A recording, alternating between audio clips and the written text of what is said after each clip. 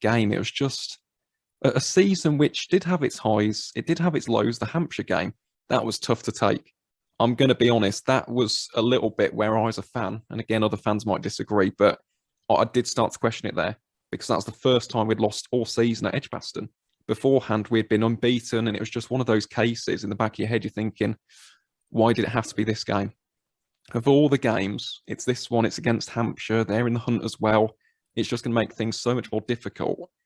But then the win up in Yorkshire was fantastic. The bounce back ability and Chris Wokes coming in. And with Wokes, obviously, I've got nothing but positive things to say about the Warwickshire Wizard. One of Warwickshire's finest ever sons, the pride of Great Bar coming in, not just for one game, but two. He was only meant to play one. The ECB weren't too happy with him, if I'm not mistaken, for him playing the two games instead of the one. But that all culminated with Somerset at home at Edgbaston to give the Bears the first chance of a county championship title since 2012. And that's where we pick up our story, day 4, with Somerset 32 for 1 at lunch. There's 2 sessions left, 9 wickets to take. Be honest, Birch, were you confident that the Bears could get the win on that day, on that surface as well? Well, I'll tell you who wasn't confident was my old man, because he'd actually been, I've just bought a house up here near Solihull, and he'd been up for the previous 3 days, and he went home on the night of day 3 thinking, no chance. So he'd been to watch the first 3 days, and he went home for day 4. So he wasn't confident. He was sure it was going to be a draw. I drove in on the morning thinking maybe, but something special is going to happen here. The pitch is so flat. And then I know we got to lunch 32 for 1, but Briggsy got that wicket just before lunch, caught Brezzy at slip. And that was a huge moment for us to start something before lunch. And then I think we sort of, do you know what? Again, cliche, but it was just meant to be, I think. We just went in and everyone was just, I think there was a genuine sense that we would do it at lunchtime. And we had that magical session before tea where we took 6 wickets, didn't we? There were 7 down at tea. And everything just fell in our laps, basically. And you need a bit of luck in sport, but it just went our way that day. And you've just mentioned having Wokesy back. Having Wokesy back for those last 2 games was massive. Such a big influence on the team. Such a great bowler, such a great batter. And to have him in was a huge lift, thinking that, it's flat, but we can still chuck the ball to Wokesy and he'll get the job done. But everyone, Milo, Norwell, Rhodesy, Briggsy, Brez, everyone contributed on that last day in whatever capacity. And I think the last 2 or 3 wickets, I think Wokes got the first wicket after tea. And once they were 8 down, I think it was just, I think we were all saying, I remember saying to Haney, like, geez, I don't want to be the bloke that drops this. Like, you don't want to be the fella that drops it and they block out another 20 overs. So, yeah, it was almost that real nervous anticipation once they were 9 down. And I can vividly remember Pasty running in and nicking off Jack Brooks and being caught Rhodesy in the gully and everyone headless chickens, not knowing where to run, not knowing how to celebrate. You don't practice that. And just diving on top of each other. And I mean, maybe I'm sure Haney would have touched on it when you spoke to him, but that 20 minutes, half an hour in the changing rooms after, with just a beer and everyone in there with their whites on, just singing and celebrating, was worth all the rubbish times through the season, worth the getting stuffed by Durham, worth the low scores you get. That 20 minutes was amazing. So it was a really special day, and I think for everyone in that changing room, just one of the highlights of their careers. Yeah, and it is a day which will, again, live long in the memory of everybody associated with this great club on that day. And again, just to give you a fan's perspective, I wasn't there in 2012. That was something which I kind of wish I was there for, and fortunately wasn't able to attend at New Road when we officially got there. But to be there in 2021, and it was the manner we did it, that's what made it so special. Not many people would have given Warwickshire a sniff of hope before the season. I said it here on the podcast. I'm going to be completely honest. I was always going to say it. And I'll say it again this year that we've got a chance of winning the title. But even I could admit it was going to be incredibly difficult.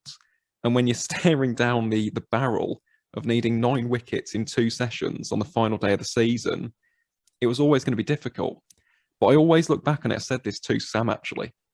I think for me, the real key breakthrough was that of Tom Abel, because he is the talisman of that Somerset batting lineup.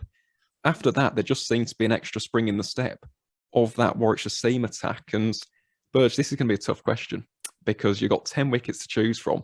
And I think I can already imagine which one you're going to say, but which wickets did you enjoy the most on that day for? I mean, obviously, the last one's the obvious answer, isn't it? But for me, it would be I think Gregory nicked off from Milo to me, and it wobbled, and I nearly swore there. I was really worried I was going to drop it as it wobbled towards me. And I think the celebration wasn't the fact that we got the wicket, it was pure relief. It had gone in. And I think Gregory was batting really well. Like he was chewing up a lot of balls, and he sort of, I know you got 15, 20 overs left. You think, another 5 overs here, there's only 15 left, another 5 is only 10.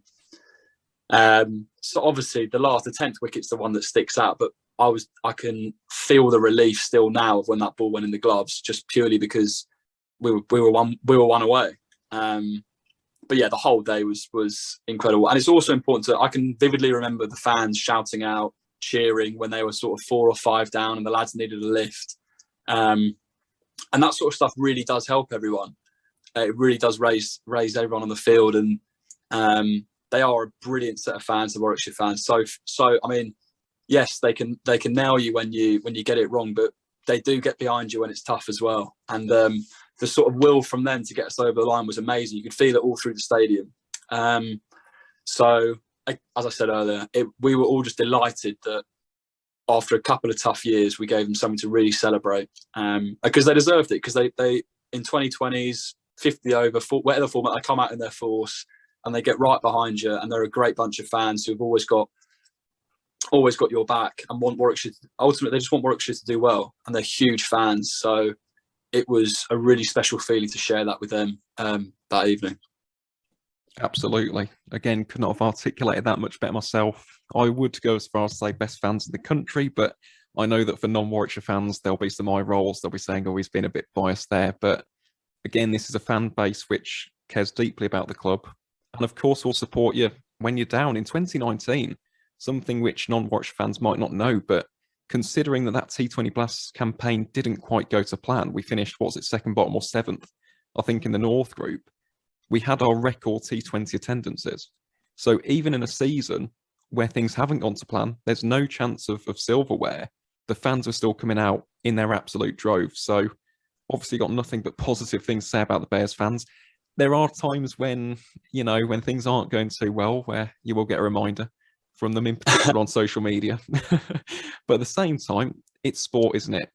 When people care deeply about something, the emotions go running and people do say things in the heat of the moment. But at the end of the day, for us as fans, backroom staff, people working at Edgbaston, the players, the coaches, we're all working towards one common goal.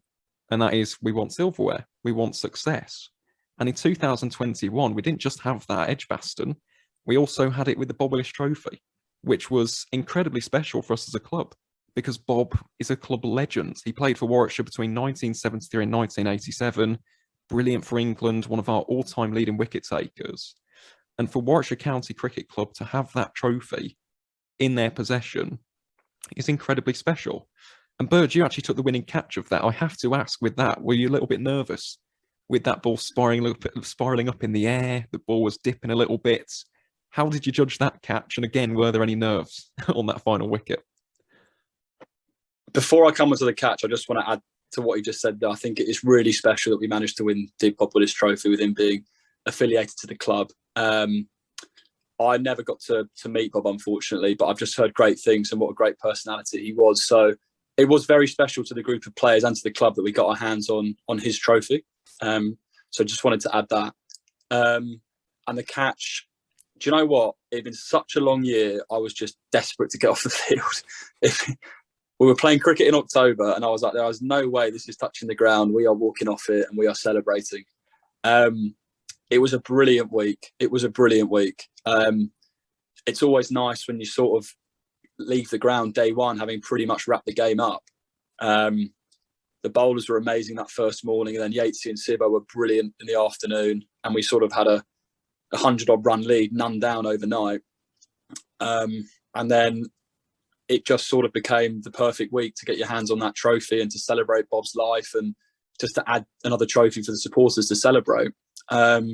It was a really special week, and you play a 4-day game at Lords, it's always going to be special.